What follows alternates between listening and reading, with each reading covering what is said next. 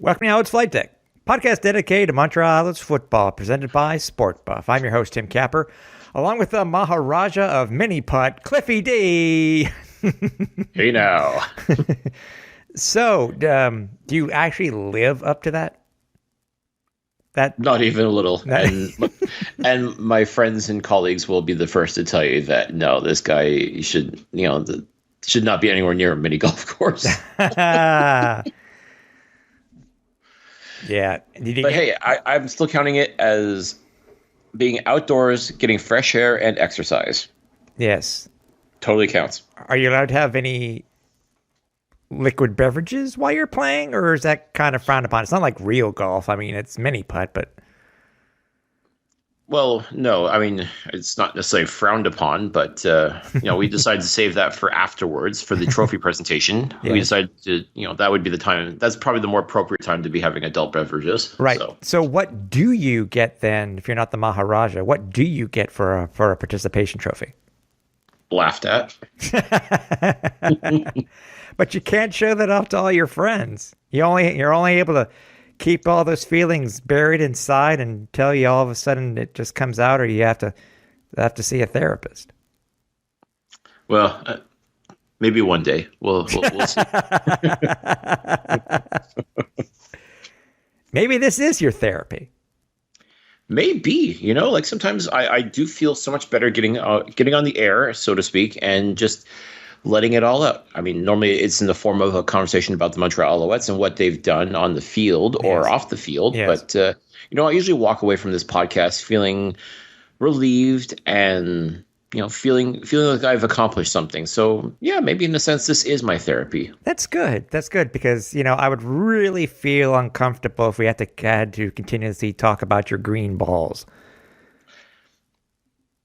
This is true. So if you were to start, okay, you know what?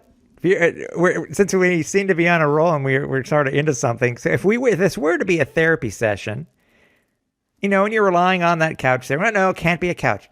It's like Marcia over in BC. It's that football couch. That little childlike seat. Yes, shaped like a football. Yes, yeah. Exactly. So you were on that. And we were to talk about what happened this Saturday. Cliff, how are you feeling today? What do you want to talk about? I feel like we've accomplished something here. I feel like we've made inroads. There's some strange, exciting things happening, and I just need to embrace it. I need to embrace this inner child within me that wants to see the Alouettes go out there and kick someone in the face. And it feels good. It feels so good to be able to feel that and to be able to experience it. And I'm so glad that I have you along for the ride to witness such an event. I know. And you know what? Even though you're able to feel better after this episode and this podcast is free, your bill will still be in the mail. That's fair. Yeah. So, yeah, I mean, the game itself, I mean, there's been a lot of talk about the Alouettes schedule this year, how some team, who is it that doesn't play Winnipeg at all this year? Is it? That would be Ottawa. It's yeah. And we play them 4 times.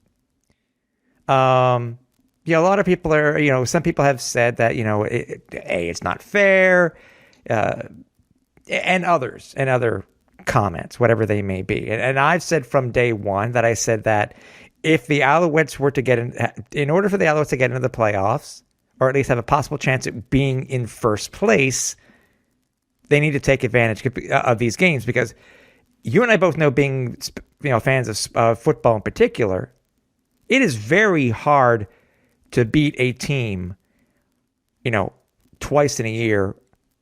Not necessarily, even harder for 3 times in a year. And we got them. We'll have them 4 times once the last game comes at the end of the year. What is your thought? Do you think that when people are seeing this team and knowing that 3 of our 5 wins are versus Ottawa so far, is this giving Alouette fans a false sense of security, a false sense of hope, is it misleading fans on how good this team currently is? I don't think so. I mean, the schedule is what the schedule is. I mean, we didn't write it. Alouettes fans didn't write it. I mean, what if the Red Blacks were the class of the league, and we still managed to beat them? Would that change? Would we still be dealing with this narrative? I don't think so. And the thing is, we have to do that. The Owls will have to do that. We have Winnipeg back to back coming up in 3 weeks. Now, the one thing that I was looking at that, and I mean, I think Winnipeg can pretty much sew up the Western Division, I think, with a win on this weekend, on Saturday, in which case they're going to be resting a lot of their starters, or one would think that they'd be resting a lot of their starters. So maybe those two games may not be such, foregone conclusions for Alouettes fans. I mean, who knows? I'm not taking any conclusion anyways. I think they're going to be great. I expect them to be great games. Mm-hmm. But we're getting ahead of ourselves. Cliffy, let's not forget something here, Tim. Yeah. We beat the Elks. Yes. And that was, a very dominant win. And that was back when people were expecting the Elks to be a very competitive, if not one of the best football teams out in the West. Right. And that was also at the time that the Elks had our backup quarterback. Right. Which we'll get to. And then, yes, we've beaten the Red Blacks 3 times. And then we beat the Hamilton Tiger Cats, who were very much in first place, or close to, or tied for first, if I'm not mistaken, when they beat them. Yeah. What does that say about the Alouettes then? Like, I mean, like this whole narrative about who have they beaten, or are they as good as expected, or what? I mean, I've said it before and I'll say it again. You are what your record says you are. Yeah. Right now, the Alouettes are 1 game over 500. Yep, and 1 game out of first place. Exactly. So, and let's not forget too, like you look at, in reality, this team should actually have a much better record because they just barely lost to Calgary. They just barely lost to Toronto at BMO Field. Barely lost. Yeah, it's true. Couple of bounces here and there. Barely lost to Calgary. I'll even go so far as to say that the home opener against the Tiger Cats, that was a winnable game too for Montreal. It was just a matter of they beat themselves more than anything else. Yeah. I mean, like a couple of bounces here and there, and we could be talking about a team that's far, far better than a 5-4 team. We could even be talking about a team that's 7-2, potentially. I mean, I think there's only 2 games where they flat out sucked and didn't deserve to win. The rest, like I said, a couple of bounces here and there, and we could be talking about a 7-2 football team, probably in first place in the East, and definitely silencing a lot of critics. It's a fair assessment. It's a fair assessment. Now, looking at the game this week, by the way, I'm trying to remember the last. I love having Saturday afternoon games. Weather aside, and it was a little bit chillier than the last time that we went. Actually, it was different than it was. Almost 10 days ago on Thanksgiving. This game was different in itself, being that Matthew Shiltz was getting his 3rd career start for the Alouettes, well, career CFL start. They don't happen to all be with the Owls, and an Ottawa team that I could say that they almost outplayed us last week. Going into this game, same quarterback, et cetera, and what did you take from this game? I mean, the Owls did win 27-16. Totally, I wouldn't say dominated the game itself. They dominated the first half. It looked like it was going to be another Labor Day weekend game at first. Mm-hmm. The defense did absolutely amazing in this game, which we'll talk about. Mm-hmm. What were your takeaways from this game itself, other than freezing our butts off for the players' bus at the end of the game?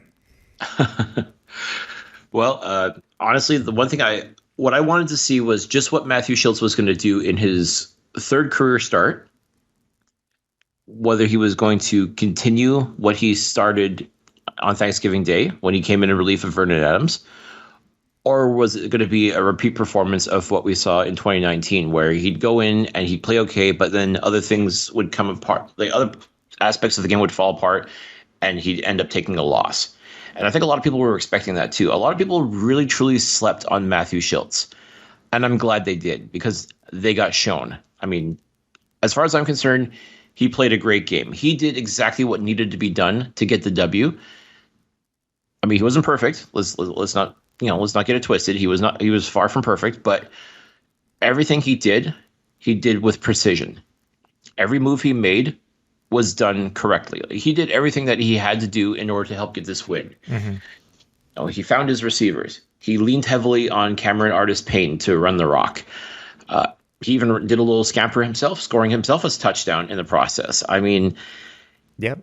He did everything that a leader should do. He did everything that a starting quarterback is expected to do in the Canadian Football League. Yeah. As far as I'm concerned, he passed the test. He even pulled off a Vernon Adams type of play where he looked like he was going to run, had the wits about him to know where that the line of scrimmage was, and was able to whip the ball to the Alouettes wide receiver and make positive yards. Mm-hmm.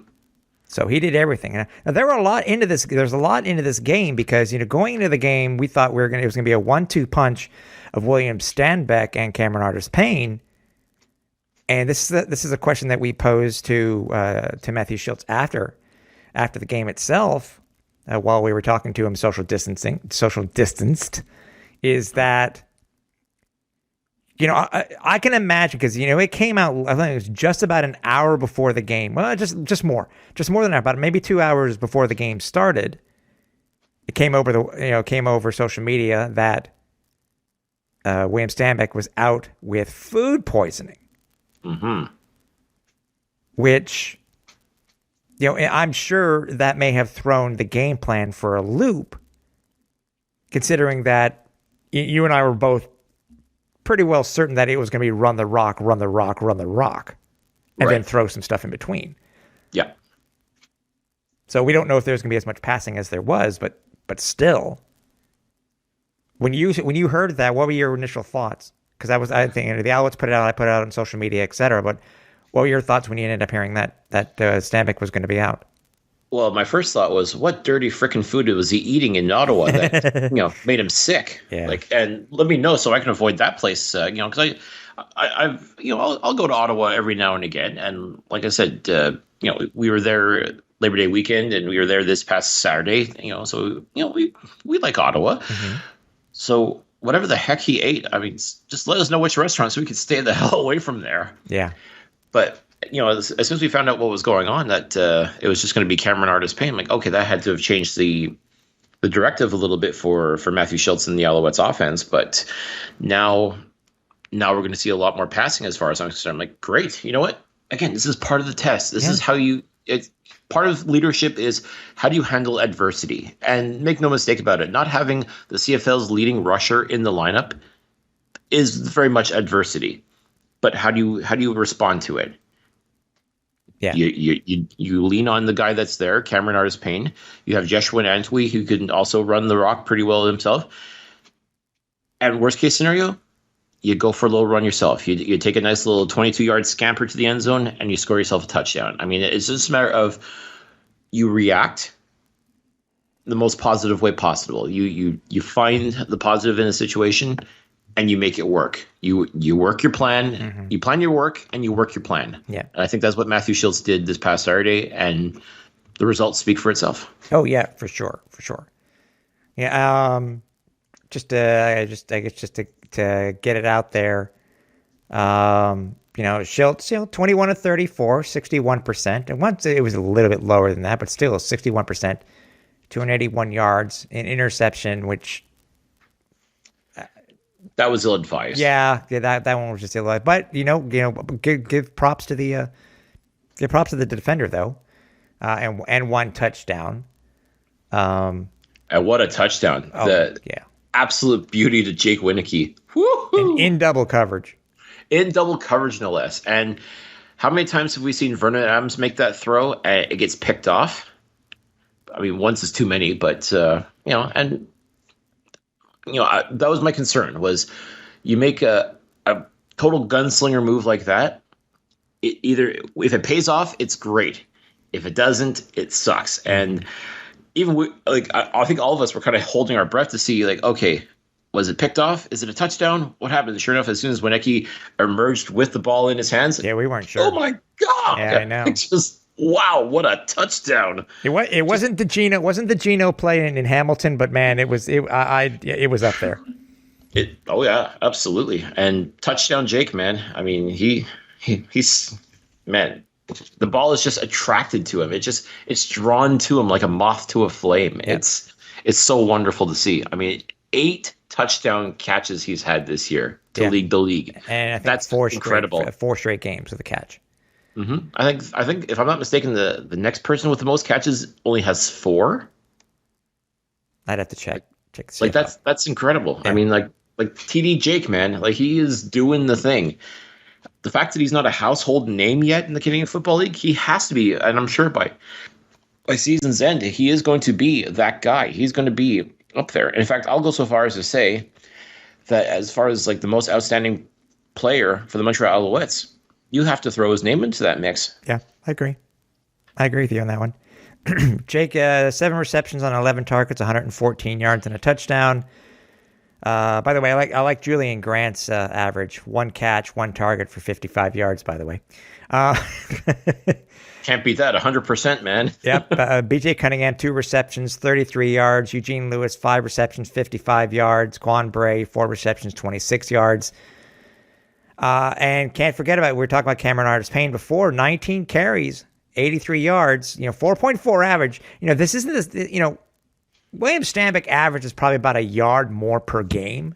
Yard more per rush. But he's been a great backup in what we need for a running back with Stanback, out with an injury and then out with food poisoning. So, mm-hmm. and then Shiltz too. Shiltz was able to get 22 yards. So it's all about making most of your opportunities. Like both Cameron Artis-Payne and Matthew Shiltz were presented with opportunities to step up and be the man. And I'd say both of them have definitely done that over the past 2 games. Mm-hmm. We have to talk about the defense, obviously, Cliff, before we get, really talk about anything else, because this defense, wow. And we only heard some of these stats after the fact because and we knew they were doing well, but 10 sacks when I originally heard that number, I was like, what? I guess I lost count, or maybe I didn't count the sack in the end zone for a safety or something like that, because that's crazy. So the Alouettes, it was a team record tying 10 sacks, the most of any CFL team since Ottawa had it.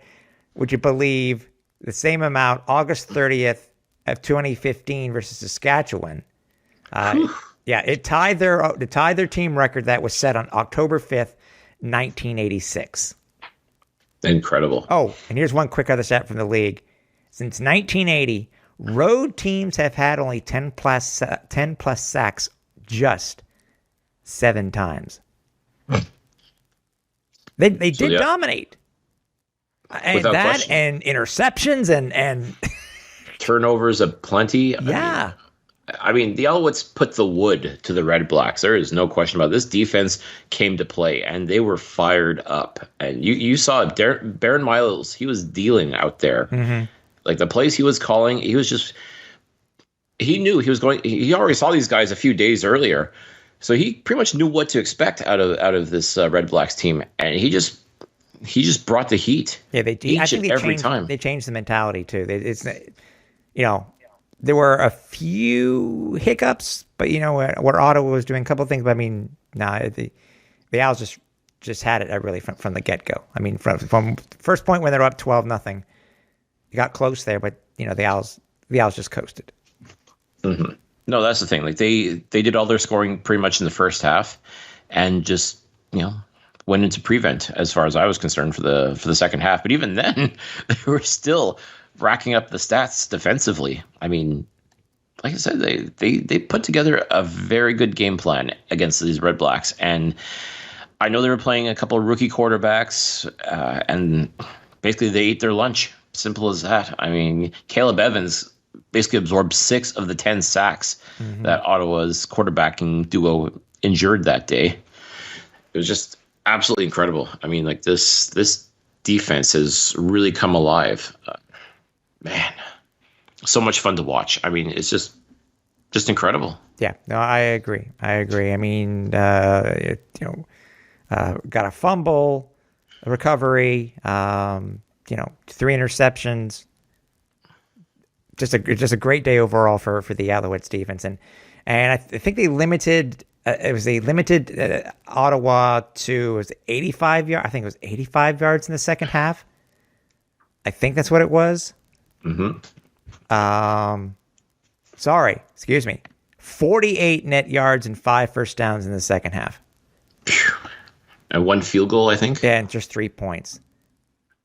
But that, that second half really, I think it did concern me a little bit. I mean, the Owls were up, 25-13 at halftime. That 3 points, by the way, still I don't think should have been because the Alouettes that were out of challenges and couldn't challenge that catch, which really, anyways, is what it is. The Owls got the win, but still. I'm more miffed about the fact that once again, quarterback safety is not a concern when it comes to the Montreal Alouettes as far as the CFL Command Center goes. Because, they got one right. Yeah, one, but I'm sorry, but by the letter of the law, Shiltz got hit by, it was roughing the passer. It was. Yeah, I don't know what, and what frustrates me is that usually CFL Ops will put something on why something wasn't called something on Twitter. They didn't put anything about that play. So we don't know what the reasoning was. No, it was nonsense. And I'm sorry, like I said, and we've seen it before. We've seen numerous instances where you get, if there's contact with the helmet of the quarterback, even if it's incidental or anything like that, they throw the flag. They call roughing the passer. Yeah. That wasn't the case. No, it was not. And again, Kahari was. I don't think he was quite as mad as he was when it happened to Vernon Adams with Abdul Kana and that hellacious hit. Wasn't quite as angry about that, but it was definitely worth another look. And quite frankly, like it burns me just how much that the CFL Command Center can make their decisions and not be held accountable for it. Yeah, it's true. Like there's no transparency. There's no way for people to really truly know how they've come to the conclusion that they did. And I would say the exact same thing if the shoe was on the other foot. If Montreal committed the same atrocity, you just want to be consistent. More than anything else is just be consistent. If it's roughing the passer, it's roughing the passer. If it's not, it's not. Fine, whatever. Just you make the rules, you have to enforce them, no matter what. Otherwise, what's the point? Yeah. No, I agree. I mean, we've talked about this in the past. We've talked about how other football leagues would bring the viewers into the review booth to at least try and get some sort of perspective as to where the officials are making these decisions from. The fact that the CFL still doesn't do that is ludicrous. I mean, we certainly don't expect the NFL to do it. NFL too, by the way. I wish the NFL did it also. Oh, absolutely. Like, it's just NFL and CFL, for whatever reason, just I don't know what they're afraid of. I don't know what they're hiding. But the idea that they can't seem to make this a thing. Yeah. Claim it's technology. Yeah. No. Yeah. No. As they say, excuses are like buttholes. Everybody has one, and they all stink. Any concerns for you concerning this game? I mean, it was nice to have the Alouettes hold the ball for 36 minutes this time around and win. It was nice this time around. Not to mention winning the turnover battle and winning. Yeah, that too. For me, concerns I think would be penalties again. 9 of them for 90 yards. Not as many yards, but still, I think they're averaging one of the highest in the league. When it comes to penalties per game, those still need to be fixed. And it just seems to be, different per week where most of them are occurring. Mm-hmm. And I'm looking at them here, and there were quite a few offsides calls for the Owls. I'm looking at here 1, 2. That one didn't make any sense. Third quarter, it was all Montreal penalties, Cliff. All Montreal penalties, and add them up, 15, 10, 15, 10, 10. you do the math. Yeah. So. No, for me, my biggest concern, once again, is special teams. Mm-hmm. There were a few times where I thought Devontae Dedmon was going to break one off for a touchdown. Yeah.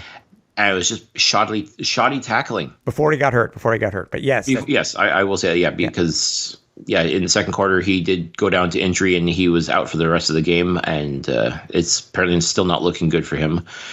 But there's at least a few times where Ottawa ended up with some incredible field position, only to turn the ball over and give it back to Montreal. Mm-hmm. But or if they were lucky, get a field goal out of it. But I mean, like I said, Devontae Dedmon has burned this Alouettes team before. Back in 2019, like, he torched Montreal for not one but two kickoff returns or punt returns for touchdowns. Yep, I remember. And he was threatening to do it again. I mean, and Montreal's tackling, there are times where I swear to God, I think these guys think they're playing two-hand touch. I'm like, no, you got to wrap your guy up and put him on the ground. Yeah, don't try to shoulder tackle him. Tackle him. I mean, come on. No, or throwing your rear end at a guy and hoping that's going to be enough to knock him down. This isn't hockey. No. This isn't hockey. Like, you got to tackle. Like, I don't know what's going on. Like, I don't know how much special teams work is done during the week, but my goodness, I mean, like, just, it's okay to tackle, guys. Like, you're allowed. And there's a couple times where I thought Zima was going to have to, throw down, but and I think I think he ended up making one tackle that ended up, if he didn't do it, then Dedmon was going to the house. Yeah, but by the way, that was another change too, by the way, which you and I didn't notice. Zima was holding the ball. He was on kicks. Yep. Since Shiltz was since he's the starter. Since he was the starter. So, to me, second half I think was another worry for me. Scoring. I understand that it did rain right at the end of the first half. I think it really hurt Ottawa more than it did us, but it just seemed that our offense, even though Ottawa had only as many yards as they did in the second half, we couldn't have been much better. Just not scoring in the second half and only getting a safety. That's the thing that really concerned me. But it may have been because of the weather conditions, because it did rain, light rain through, I think, most of the third quarter. For the most part. I mean, there were times where it was coming down in sheets, and boy, were we ever thankful to be sitting on the north side where they have that giant overhang. So like, we were bone dry, but anyone sitting on the south side, they got soaked, and the players too were looking a little waterlogged as well. So I mean, it could have very much played a factor in how you do this. I mean, as I said, it really did feel like the second half was just, coasting by, like, still playing at a very good level, but offensively, it definitely felt like they kind of took the foot off the gas a little bit.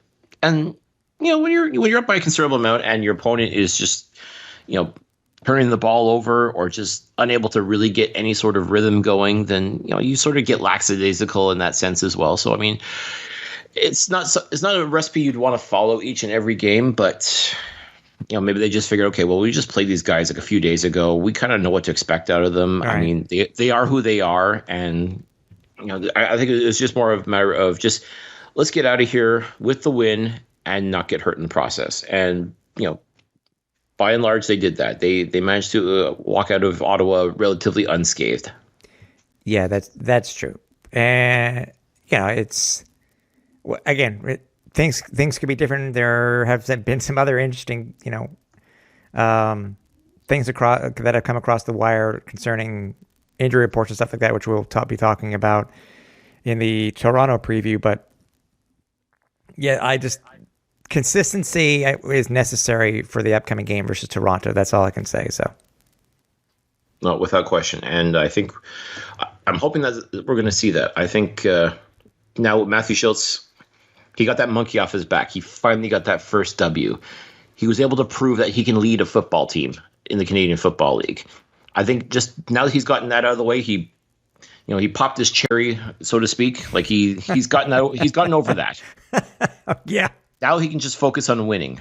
Now he can just focus on doing his job without, any sort of distractions or anything like that. Like, he can just focus on the fact that he is the Alouettes starting quarterback, and as far as I'm concerned, has earned every single opportunity to continue to be the Alouettes starting quarterback. Yeah, no, I agree. Despite what happened this weekend. Despite what happened, and will be, yeah, and that's some other things that we'll talk about too. Hey, by the way, this really isn't really game related in itself, but remember how, it's funny for the two games that TSN 690 has had to broadcast, originally had to broadcast online. Both the games get moved to CJAD, and both the games the Owls win. Yep. So, as we mentioned before, that twice this year that the Alouettes are supposed to have the games broadcast online only over at tsn690.ca. But again, for whatever reason, trouble streaming the game online and it being shifted to CJAD. So I'm glad it's still on terrestrial radio. That's all I care about. Yeah, and I think at the end of the day, maybe I wonder if that's just what it is. It's just they're still afraid in 2021 that people don't want to be streaming strictly on the internet. Like, it's not to mention too the fact that whether the game's on TSN 690 or CGID, both of those stations have online media players that you can quote unquote stream from. Right. But you know what I mean. It's not an actual just a streaming game in itself. No, but I also wonder too if maybe it's just having that backing of, okay, we got to have an actual radio. It's got to be on an actual honest to goodness radio station for it to seem legitimate. Well, you know what? Considering that CF Montreal has had to do the same thing this year, and I don't know if they've had the same issues. I don't know. I understand your point. I would love to go by that thought process, but I think this is just technology just not working.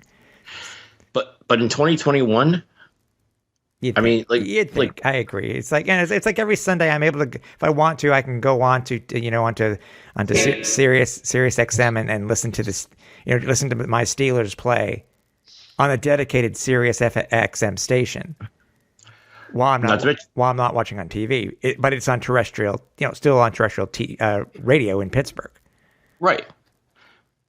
Or again, as far as streaming goes, like, people want to, I think maybe it could just be a matter of, if you're going to be streaming, quote unquote, you want to actually see what's going on. You want it to be visual, not just audio. So maybe that may have maybe playing a factor into it as well. I don't know. Before we talk about the upcoming news and obviously the big game for first place with the Toronto Argonauts, I want to remind everybody that we are on social media. You can find us over at Alouettes Flightdeck on Twitter. You can find Cliff over at Cliffy D, and you can find myself at Repact, RAPPACT. If you haven't missed any of the past episodes, including, by the way, the episode that we had last week with David Arsenault from RDS, it's still a great listen. It seems to be a very, very popular, actually, from what we've seen and the numbers that we've seen. But if you happen to miss it, you can catch up on all of our archive podcasts over at alouettesflightdeck.ca. And also do not forget about our other places. You can go to Instagram, which we're trying to get up, still trying to do, Facebook, each of our accounts over at iLily. Listen to our 15-second blurbs about the Alouettes. And there are other places also, too, that people can listen to us. Right, Cliff? Absolutely. First and foremost, you can definitely find the Alouettes Flight Deck on YouTube. All you have to do is just search for Alouettes Flight Deck, and you'll be brought up to a whole bunch of episodes that you can check out. Once again, folks, I got to remind you, please, if you are going to go check out the Alouettes Flight Deck on YouTube, make sure you leave a like, make sure you subscribe to the channel. And I can't say this enough. Like, once we get to 100, we have an absolutely amazing prize that we want to give away to everyone. So please help us get our subscribers up so we can get our own URL on YouTube. Mm-hmm. If you'd still rather just listen to the podcast on your favorite platform, you can do so. I mean, we're on. You can do both. You can still like us on YouTube and go head over and go over to other ways, other aggregates, right? Absolutely. I mean, and let's face it, anywhere where you can listen to a podcast, chances are if you type in Alouettes Flight Deck in the search box, mm-hmm. more than likely you're going to find us there. And we're on all the major platforms. So, once again, feel free to subscribe, like, show us the love, give us a good commentary. If you got some constructive criticism, by all means, send it our way as well. I mean, good, bad, we'll take it. We want to hear from you. If there's ways we can improve the show, by all means, let us know. I mean, that's what we're here for. We're here to entertain and inform you folks. And the only way we can get better is if you let us know what we're doing wrong. So by all means, and if we're doing things right, then let us know that too, so that we'll keep doing what we're doing. Exactly. Let me think. Oh, and just a quick teaser for everybody for next week's show. Thanks to our presenting sponsor, SportBuff, we will be having another giveaway. So stay tuned. Make sure you tune in for that next episode. There you go, folks. If you want that Alouette swag, you should be tuning in. Tell your friends, tell your family, tell everybody. Yeah. Tell them to check out the Alouettes Flightdeck, and you just may walk away with some pretty killer gear. Exactly. All right. So the big news. Obviously, the game itself finishes. We had heard, with Vernon going down in the press, Danny Machoch is like, I'm not actively looking for another quarterback. Usually when you hear that, especially in Montreal, when it comes to Montreal sports teams, if they say they're not going to do something, that means they're going to do something. Yeah, especially that. It comes across the wire on Sunday. I think it was less than 24 hours since the game was played. Mm-hmm. The news comes out that the Alouettes had acquired former Elks quarterback Trevor Harris. Mm-hmm. And in exchange for him, we only, I'm saying that I'm specifically, we only gave up American defensive end Antonio Simmons, who I think has been hurt for the past 2 games. Mm-hmm. My first reaction, first and foremost, was, thank God we didn't give away any other first round draft picks, considering this was a pretty big name quarterback, but I'm guessing because his stock had sort of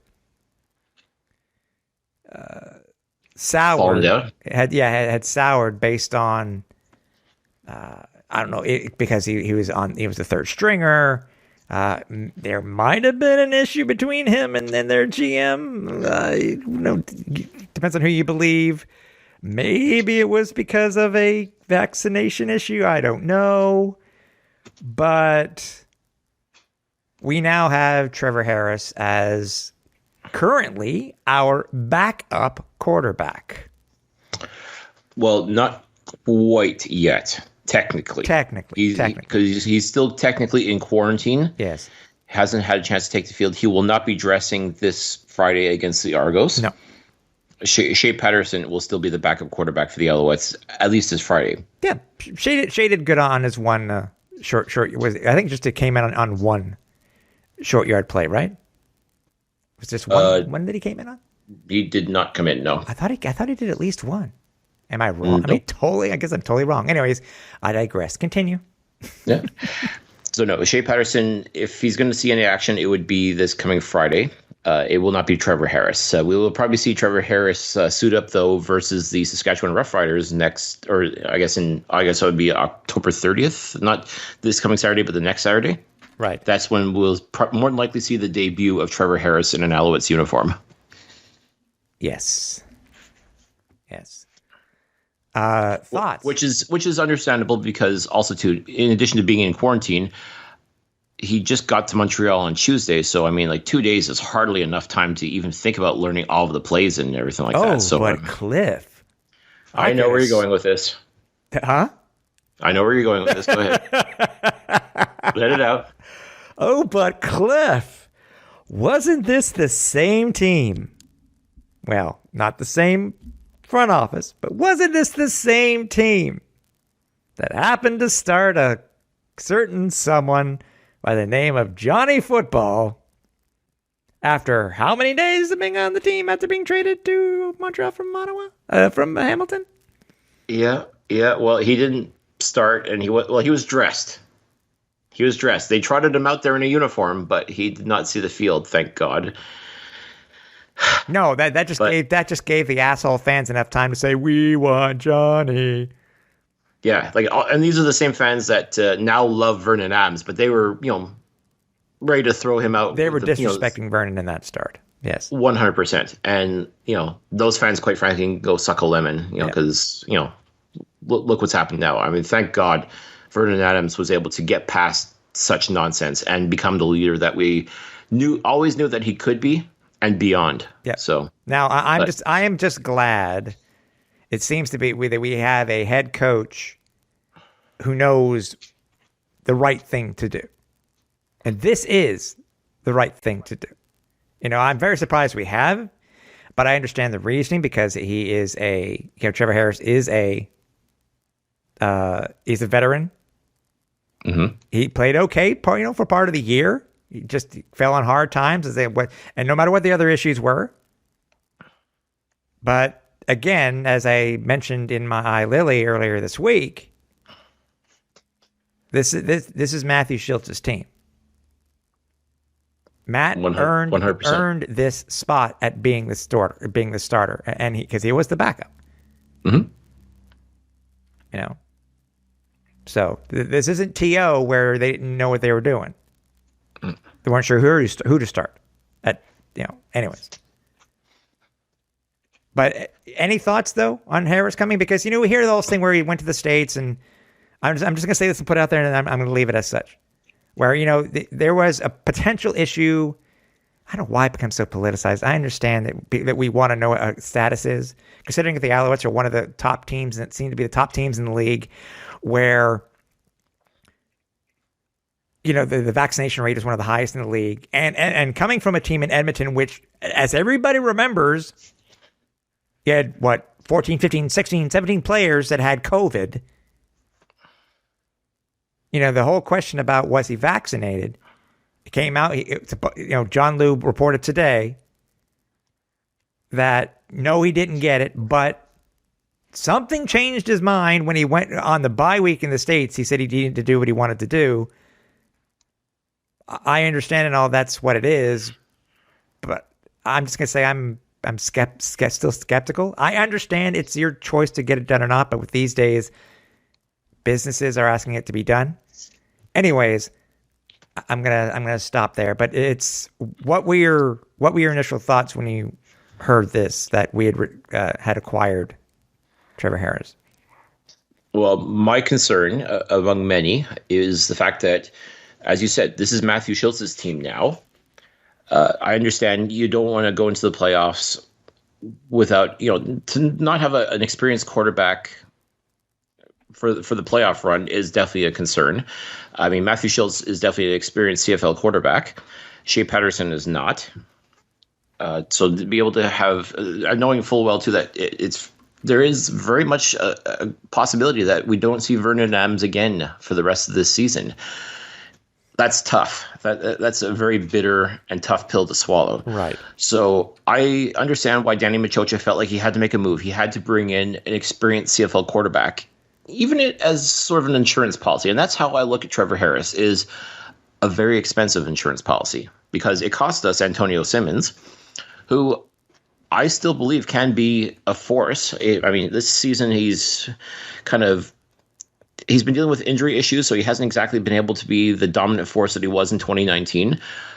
But I mean, to me, that's a blip on the radar as far as I'm concerned. I fully expect him, if he's healthy, and once he gets healthy again, I expect him to become one of those dominant defensive players that we like to see in the Canadian Football League. So to give that up, essentially for what could very well be a rental, makes me concerned. I get it. You want to make sure you have an experienced quarterback at all times. I don't think Matthew Shiltz is going to lose his starting position on anything other than injury. The only way I see Trevor Harris going into a game would be because Shiltz is injured. Right. At least I want to believe that. My concern is, God forbid, if Matthew Shiltz just falters a little bit, then everybody's going to be panicking. Oh my God, you got to put Trevor Harris in. You got to put him in. He knows how to win. Blah blah blah blah blah. Like, no, I'm sorry. Like, Trevor Harris is a good quarterback. I will not take that away from him. He does have 2 Grey Cup rings. However, he had no part in those winning those Grey Cup games, other than the fact that he was on the roster and dressed to play in those games. Right. To me, like, to say that he has Grey Cup experience is a bit of an outlier, just for those reasons. He has Grey Cup rings. He has Grey Cup rings. Yeah, that's it. That's fine. Lots of people have Grey Cup rings that didn't necessarily participate in winning said Grey Cup, but I digress. This notion all of a sudden, though, that this is the missing ingredient, this is the key to ensure that Montreal will compete for and possibly win the Grey Cup, is because of Trevor Harris. I don't believe that for a second. I have no doubt he can help the Alouettes, but to think that you made this move out of panic, because you don't have faith in Matthew Shiltz, is complete bullshit. I mean, you saw what Matthew Shiltz did this past week alone. It was nothing short of incredible. The way he was able to come in when Vernon Adams went down, help engineer the game-winning drive against Ottawa at home, then to go into Ottawa and play the game that he played. It wasn't a perfect game. We get that. But he still did everything that was expected out of him and more. Most importantly, he got the win, which is phenomenal. He proved that he can be a winning quarterback in the Canadian Football League, hands down. Don't give me this nonsense. Well, it was against the Red Blacks. So what if it was against the Red Blacks? At the end of the day, he had a job to do. He went out, he did his job, and he did it very well.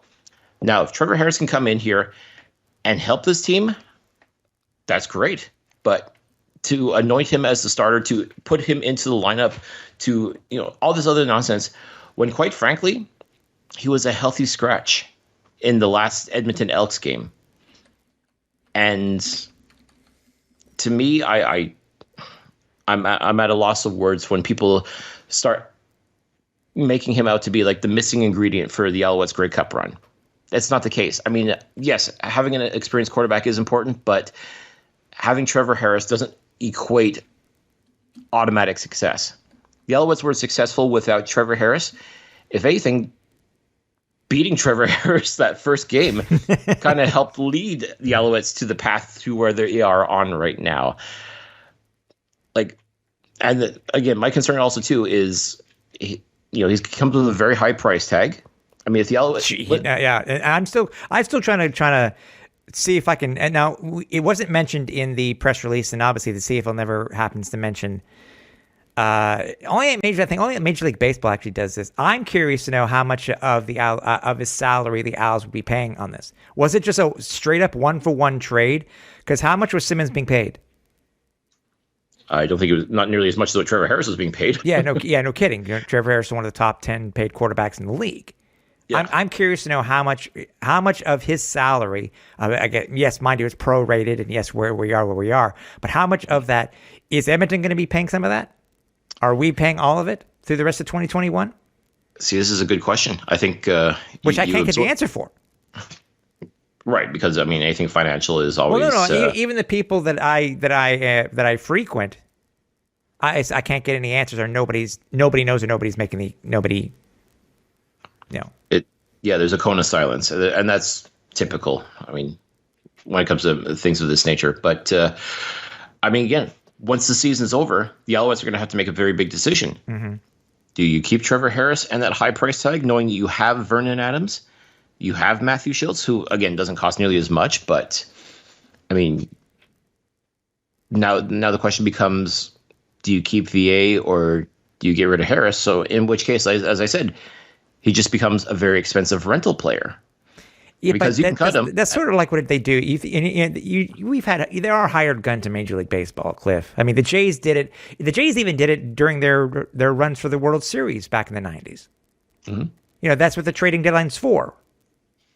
To bring in the players that are the contenders, and then the pretenders get something to hopefully allow them to become a contender in years. Mm-hmm.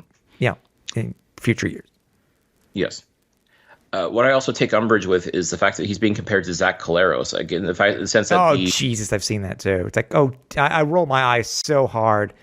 I mean, when you talk about hired guns, I think I've had to go look. My eyes have popped out of my head, and I've had to find them before my cat starts to try to play with them. I mean, it's like, come on. Yeah, no, because again, No, it's not even close to an apt comparison by any stretch. I mean, it's not. It's really not. I mean, I'm baffled at this. Like, other than the fact that yes, it was we're close to the trade deadline for the CFL, and the Alouettes make a move, bring in a quarterback that has had some hardships, but then all of a sudden finds his form at the best possible time. And who knows? If Trevor Harris does actually get into the lineup and plays, and he does outstanding, sure, it makes for a good story. It means the Alouettes are winning, which is always a good thing. But this notion that you expect him to become just like Zach Collaros or any of these other hired guns, I mean, everything, all of this does is just undermine everything that Matthew Shiltz has done for this team, which is, to me, extremely disrespectful. Yeah. It undermines what Vernon Adams has done for this team before he went down to injury, which is, again, also disrespectful. To anoint this guy as a savior is ridiculous as far as I'm concerned. I mean, I'm definitely curious to see what he can do.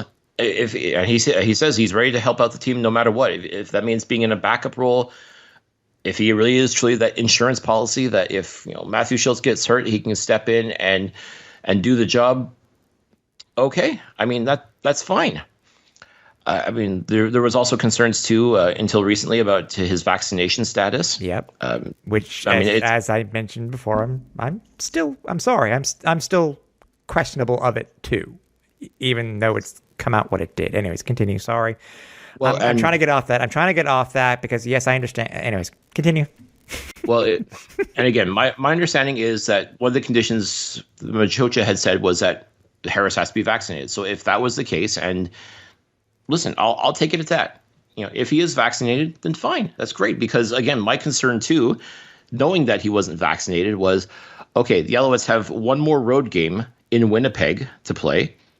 What if we're in a scenario where both Shiltz and Shea Patterson are injured, and you need a quarterback? Yeah. And your unvaccinated quarterback can't fly with the team, can't travel with the team. That's a hell of a long drive from Montreal to Winnipeg. I'm glad you brought that up, because that was part of the big news announced today. And what's funny is that former Alouettes running back James Wilder went off on Twitter, and people went off on him.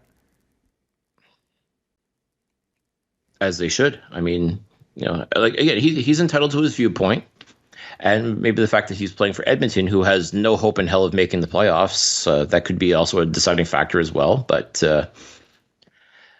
like I don't blame people for being upset with him coming out and saying what he said, and almost seeming to be proud of the fact that he's not vaccinated. I mean, okay, if that's your stance, then that's fine. You're certainly entitled to it. It's but again, it really makes me wonder, especially too, like James Wilder actually posted a very glowing, tweet about how he wanted to play for Trevor Harris. That was the reason why he signed in Edmonton, because he was a leader and all this stuff. Like, just so much glowing stuff as Trevor Harris was leaving for Montreal that Wilder posted this.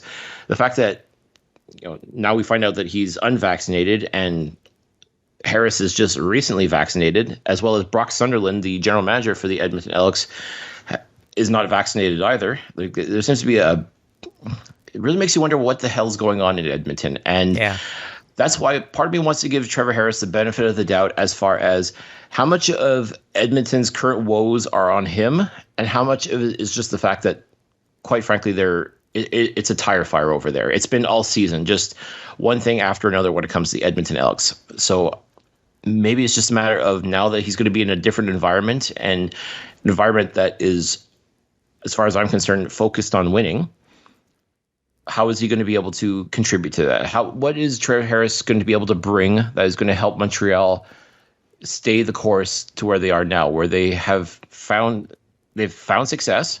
They've won 3 games in a row, looking for their 4th win in a row this season, which is absolutely remarkable considering how things have been. Even just a month ago, it wasn't looking all that great, but then Montreal turned things around, and they want to keep the momentum going. How is Trevor Harris going to be able to help this team going forward in that? Yeah. That's what I'm concerned or curious about. And like I said, I had those concerns regarding his vaccination status, which has now been addressed. Now it's just a matter of, is he truly willing to just be that supporting role to help Matthew Shiltz? Or is he looking out for himself and wanting to become that guy to prove that he can be that starter that he's tried to become for many years, but still can't quite get it done? Yeah. Yeah. I'm just trying to think of the history, and then as we've been talking, I've been looking at basically the history of the Alouettes trading for other quarterbacks during the regular season. And I think, I've already reached out to Steve Daniel about this. I was curious to know what Montreal's history was with trading for quarterbacks in season. Well, let's not forget Kevin Glenn was a late season pickup back in 2016, I believe it was. There we go. That's the one that I was forgetting. I forgot about Glenn. And he nearly helped to get the Alouettes to into the playoffs, but unfortunately, ultimately fell short. Technically, Kevin Moss, 2007. I just looked it up now. Jason Moss. Sorry, Jason Moss, not the baseball player. Jason Moss. Yeah, Jason Moss. Yeah. Do we count trading for the rights for Vernon Adams just before training camp? Does that count as in season? Not quite. No. Okay. No. But these are guys that were, and I'm not saying that Vernon hasn't made a name for himself now, but these are guys who were names. Mm-hmm. So. I mean, mind you, Moss was coming from Hamilton at the time, and this is after AC got hurt. Mm-hmm. So, Kevin Moss. Kevin Moss. Good Lord. This is your first podcast? No. First baseball one, maybe. Maybe. Is that what we're pivoting towards now? Isn't that the trend now, is to pivot towards things? Something. But yeah, I'm just going to go back to what I said before. I mean, yes, there are still some issues, but it's funny. In years past, you and I and Owls fans may have been worried more. I was never worried, knowing that Shiltz was coming in as backup. That they'd have to trade for one to come in as a backup quarterback in order to start right away. Yeah, no, I mean, and that's the thing. Like, what I was thinking about too also was when I think back to Shiltz's two other starts. I don't know if you remember them, but his first career start was the last season, the last game of the season versus the Hamilton Tiger Cats in Hamilton. I think it was 2017, and the Alouettes got walloped. I think it was 33-0. And it wasn't necessarily on Shiltz. It was just fact. It was just, everything about the Alouettes organization was just, a mess, a pure hot mess. And that wasn't on Shiltz. And then his second start, 2019 in BC against the Lions. He damn near won that game. And if it wasn't for Antonio Pipkin screwing up the 3rd and 1, and basically, no, it wasn't an interception. He fumbled the ball, allowing BC to recover and essentially win the game. Mm-hmm. That's not on Shiltz. No, it's he really hasn't been given too many opportunities to drive the car. When he has, he's played well, but just couldn't quite get over the hump. This was the first, I felt, opportunity for him to truly prove what he can do, and he did it. So I mean. And then to find out 24 hours later, you went and traded for Trevor Harris. As I said, like, to me, that just felt like it just took everything that Shiltz did and flushed it down the toilet. I'm curious to know what the conversation was after it happened with and it's one thing. It's not really our place now to ask Shiltz, especially during the season, because we're there to support him. Mm-hmm. But I'm curious to know what was said to him. What finally changed Danny's mind to make this play, knowing that it's very possible with his salary we probably won't keep him.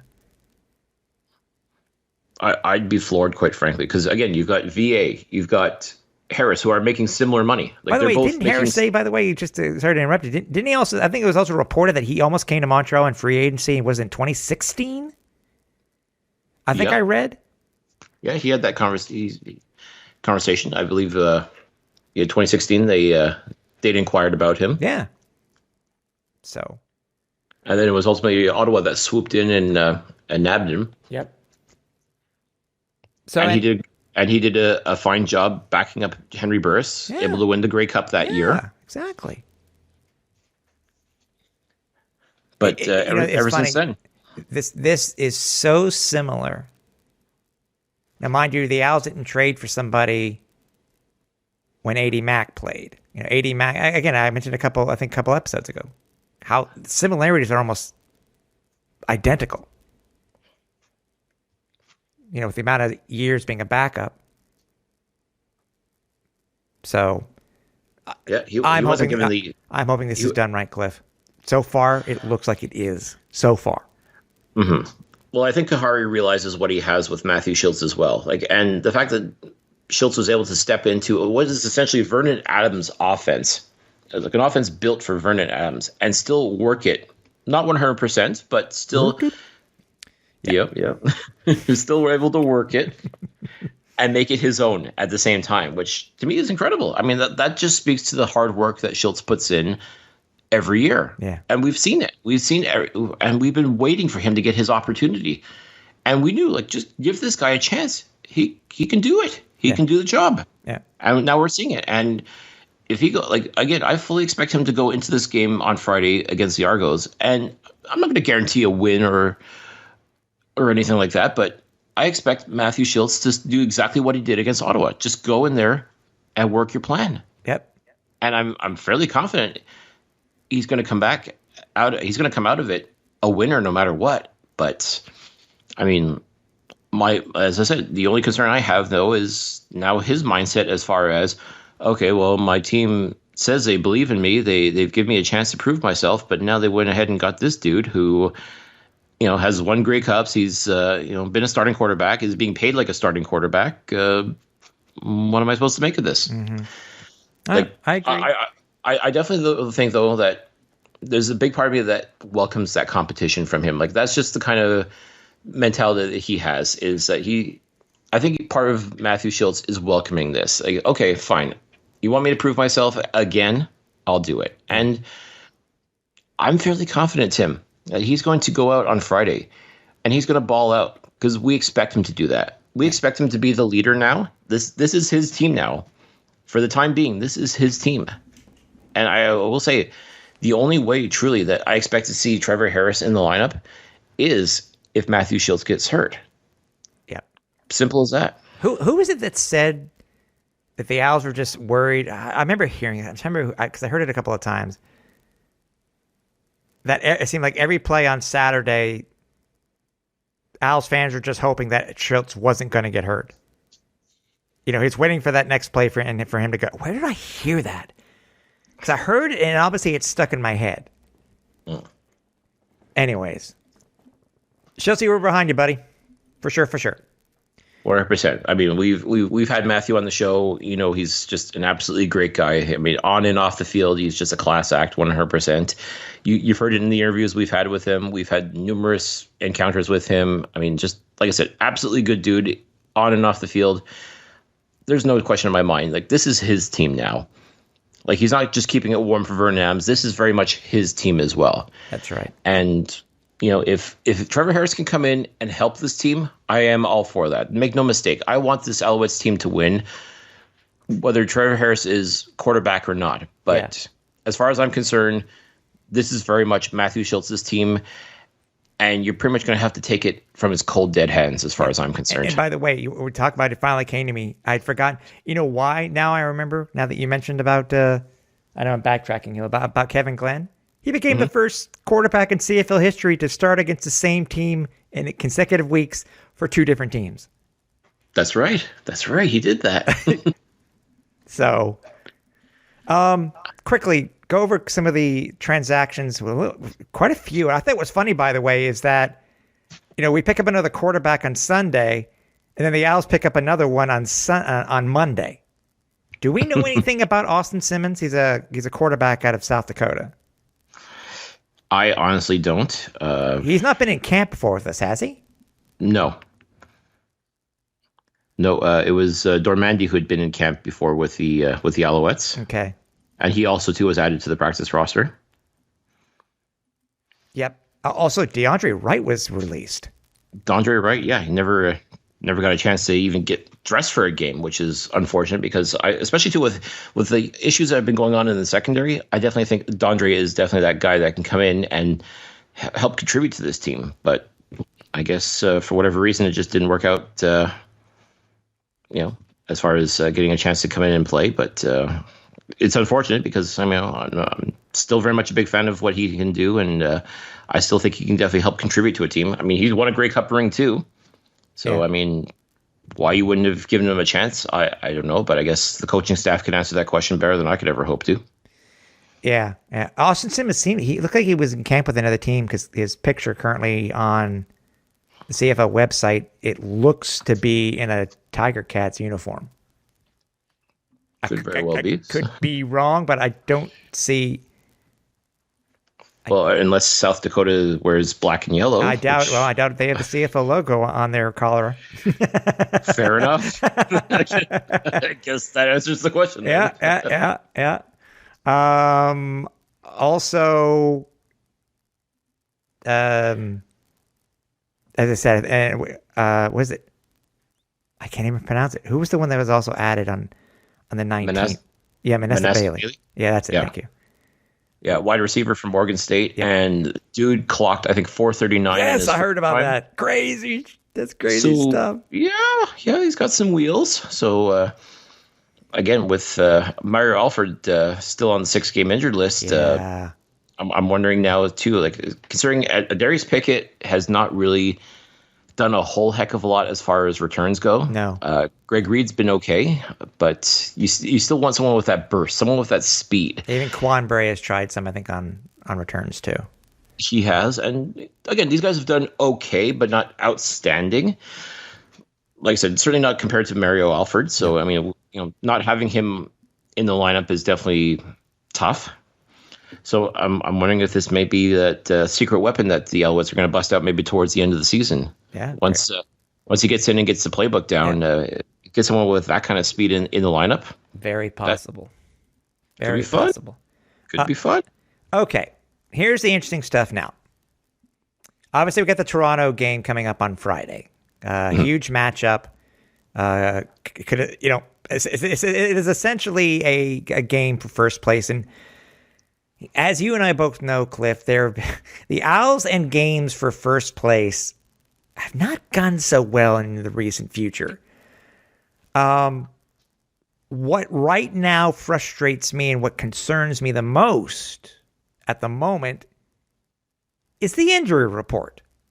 As everybody knows, William Stanback was he was a scratch because of food poisoning. Mm-hmm. Then then Cameron Artis-Payne yesterday showed up as being a first with an illness also and did not participate. And it was announced today that Cameron Artis-Payne will not be playing for the Alouettes. Okay, That's cool. William Stanback seems to be back to normal. He's at full participation. But, Cliff, there's more. Not only do we have Cameron Artis-Payne out for illness and not participating, but we also have Tony Washington, Deshaun Antwi, and Chris Aki also listed as illness and not participating. Mm-hmm. As I put on social media, WTF. Yes, it could be just a cold, could be a stomach bug, it could be something, but it could also be COVID, but we would have to be told. Because they'd have to be put into COVID protocol. Exactly. Okay. Did Stanback really have food poisoning, or did he actually have a stomach bug? Because in my opinion, I don't think you'd have 3 other players, a linebacker or running back and an O-lineman and another running back, with Cameron Artis-Payne, getting sick. It has to be more than food poisoning unless they all ate at the same place and they all affected them after the fact. But it only happened later on in the week, though. That's the thing. Right, right. So it's on the surface, I can see why this doesn't pass the smell test. Uh-huh. It's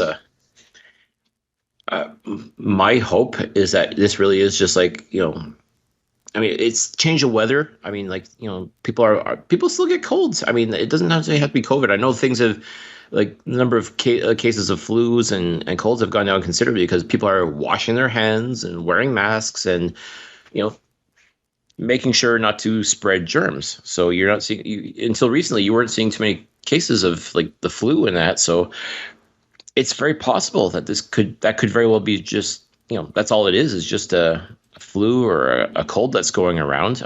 I sincerely hope that's all it is. I mean, but I mean, it's definitely weird. I mean, it's definitely, especially like I said, as you said, after William Stanback goes down with food poisoning, and now other people are down with illness. I mean, food poisoning, I believe, is not contagious, but I mean, on the surface, you're 100% right. It definitely looks bizarre. Uh-huh. Yeah. And God forbid, like, okay, we got Stanback back in the lineup on Friday, but no Cameron Artis-Payne, and well, I guess we'll see what happens with Jesterman and Antwi. Does this mean now the Alouettes lean more on the fullbacks to act as running backs? Yeah. Guys like Alexandre Gagné and Christophe Normand could very well be. We may start seeing some Tynan formations because that's how you get these guys into the game if they're not going to be running backs. So we'll definitely make things a little bit interesting. Very much so. Positive note, though, and I think it was announced today. I think I read in the French media. Marc-Antoine Decoy is going to be starting. Yes, very exciting because actually it's funny. We saw his last game, that first game against Ottawa at TD Place. Oh yeah, you're right. he was there, and that's unfortunately where he got injured, and we haven't seen him since. So hopefully we're not the bad luck charm for Marc-Antoine because dude's a heck of a player. I mean, like he was definitely doing very good things at the free safety position.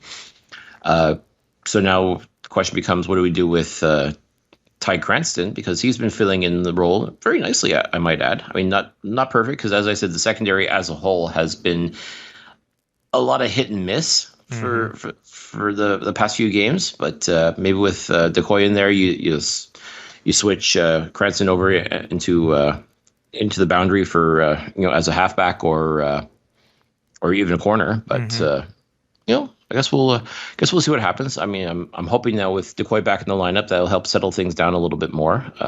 Also, Jean-Samuel Blanc is also coming off. Have you heard anything about him? Is he going to be a backup? Well, he's a perennial special teamer more than anything else. I mean, he too could probably get in like on the defensive line, so I could definitely see him in there. I know he's listed as a linebacker, but he has played primarily on the defensive line. Yeah.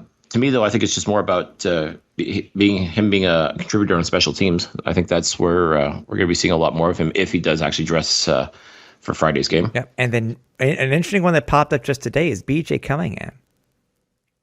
Yep. Limited to participation with a finger.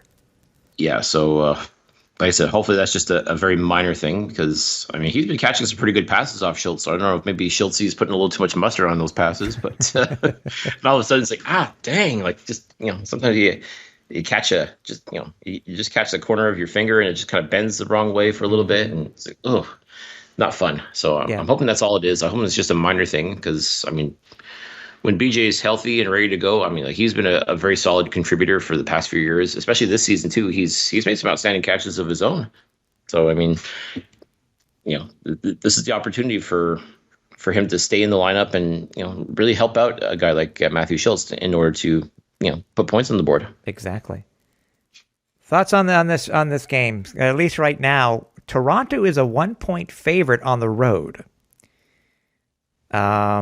The Owls have split the last 10 at home versus the Argos, but have won 3 of the last 4.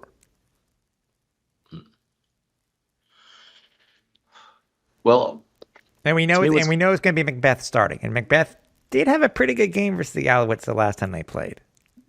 He sure did. He's never had a good game at Percival Molson Stadium, though. So if history tells us something, that could be good news. Mm-hmm. I'm still not going to discount him because I definitely know he's a gamer for sure. Like he really made that Alouettes secondary look foolish at BMO Field a couple of weeks ago. Yeah. Also, too, Henoch Mwamba is expected to be back in the lineup, so this will be his first game back since leaving Montreal. Yep. And he's always a threat. You know that. Yes, I do. And I'm pretty sure he's going to be extra motivated to go back to his old stomping grounds and remind the Alouettes of who he is. So I can't say I'm looking forward to seeing him. I'm always happy to see Henoch play, but in this instance, I wouldn't have been too upset if he didn't make the trip to Montreal. Yeah. Realistically, though, it's going to come down to I think what we saw last game was the way that McLeod Bethel Thompson was able to spread the ball around. Yeah. He got, like, even though he had a bunch of no-name receivers in the lineup, he still made it work and really took advantage of the fact that Montreal secondary just was absolutely awful at tackling. Yeah. They couldn't stop these guys for love nor money. And the Argos took advantage of the fact that, Vernon Adams was playing a little bit hurt, but at the same time, like, he was just making terrible reads. And I think they're hoping that Matthew Shiltz does the exact same thing, which personally I don't see happen. Like, just based on what we saw against Ottawa, I think Matty saw the field very well. He was able to spread the ball around to the receivers.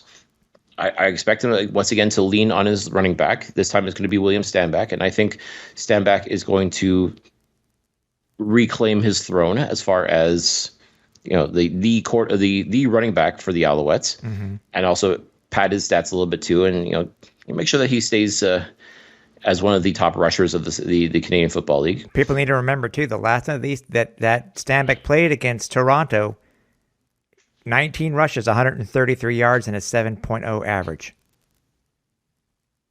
There you go. So, actually, Vernon went off on that game too. 382 yards.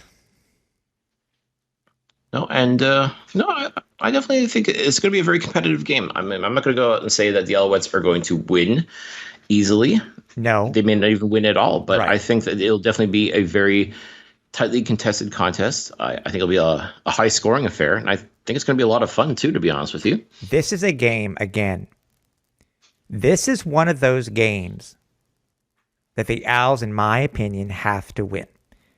They have been so... I would love to go back and see what the Alouettes' record is in games where they could potentially take first place or tie for first place based off of a single game versus the first place team at that time. Again, as I said before, the Owls really do not have a good record, in my opinion. I don't think they have a good record recently. The games that they just let them, they just haven't seemed to show up.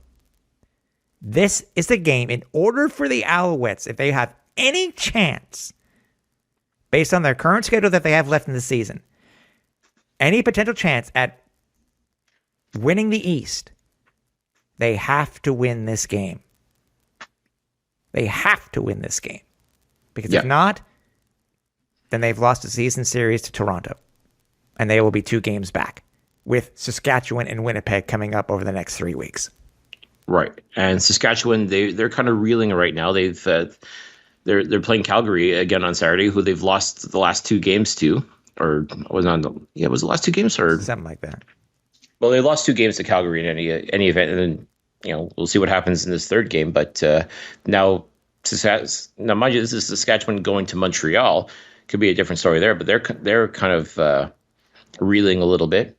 As I said, Winnipeg could pretty much have this whole thing sewn up with a win on Saturday. In which case, they'd have to look at resting some starters, but they've also made some big moves as well. They finally got their kicking game sorted out. They've also added a couple of key pieces from the past. I mean, they're loading up for the playoffs as well. So, I mean, I expect them to be benching a couple of their starters, perhaps, just to make sure nobody gets hurt. So I don't know what kind of an effort level they'll have, but that doesn't mean that they're going to be gimme games either against the Alouettes. So, I mean, Montreal's going to have to work for these wins. All of them. Yeah, but we, again, don't look ahead. it would be nice to be in a virtual tie or in first place by themselves if they can win by more than 3 points. Exactly. And I think that was the thing. Like the first time they played the Argos, I really got the impression, just like against Calgary, they looked past them. They saw, okay, Nick Arbuckle didn't play, a whole bunch of their receivers didn't play, a whole bunch of their defensive stars didn't play. They thought that this game was a gimme, and it was anything but. I mean, they had to scratch and claw and fight their way just to barely lose. Mm-hmm. And that's the thing. They could have won that game, and they didn't. And I think that's going to be in the back of their mind, too. I really think that Kahari has to have gotten the guys to realize, like, we should have beat these guys a long time ago. We can beat them. We can hang with these guys, and we can beat them. Like, he's got to have their minds thinking about that. Not thinking about Saskatchewan, not thinking about Winnipeg, or even that last game against Ottawa, which could very well be a guaranteed win. But you got to take things one game at a time. And I truly think that Kahari is going to have the guys focused 100% on Toronto and just getting through Toronto first before thinking about anything else, before thinking about, where your standings are, who's the starting quarterback going to be, all that other stuff. Put it out of your mind. Just focus right now on the one thing that's important, which is playing Toronto and beating Toronto. Uh-huh. They do that, not only will they have a share of first place, but depending on how many points they win by, they'll be that much more dominant as a result, as far as like their hold of first place. So, I mean, this is definitely a huge game right now for the Alouettes. They definitely have to go in there with that mindset that they're going to win, and they're going to win handily. They've got to go in there with a game plan to ensure that they walk out of Percival Molson Stadium with the W. Yeah. It's simple as that. We need a game overall, and my hope is when we see the injury report for tomorrow that this flu bug or whatever it is not spread. Here's hoping. Fingers crossed. Lots of Neocitrin, lots of Advil. Get your rest. You know what? Lots of fluids. I'm going to say this now, and this is not COVID related. This is not COVID related in any way. Your teammate is sick and you're going to be around them. Wear a mask. We saw last year why influenza was down last year. Mm-hmm. So that's all I'm going to say. Yeah. But I'm just hoping. I'm hoping it doesn't expand. Oh, I hope it doesn't expand. And seriously, if there's a company in Montreal that does chicken soup, make sure you make a batch and send it to the Alouettes just as a precautionary measure. You can't be too careful nowadays, electrolytes. Exactly. All the Gatorade, all the, chicken soup, anything, whatever it takes to, get these guys back in 100% healthy condition. This is what we got to do. As far as I'm concerned, that's key, is to be healthy, be safe, and just, work your plan against the Argonauts. Exactly. Hey, we appreciate you guys for being with us this week. It's Cliff and I really have a lot to talk about, and it for us to be going on for as long as we have this episode, it's especially without an interview, we really appreciate your time, and hope you enjoy the content that we put out every week. So again, if you have any questions, just shout out to us on social media. We'll be great, and we'll be happy to talk with you guys. And by all means, if you can come to the game on Friday, come to the game. I don't care how cold it's going to be. Yeah, guess what?